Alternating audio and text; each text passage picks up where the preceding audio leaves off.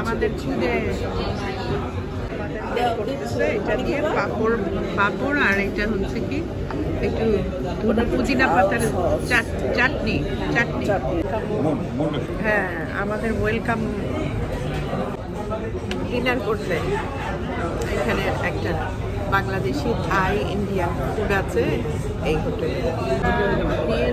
সালাদ, কাঁচা আমের আচার, রোজ, এটা সাদা ভাত, জেসমিন রাইস, সবজি, এটা হচ্ছে চিকেন, চিকেন কারি,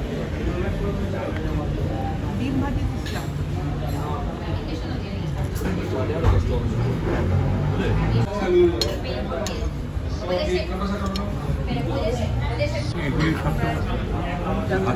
খাচ্ছি মোটামুটি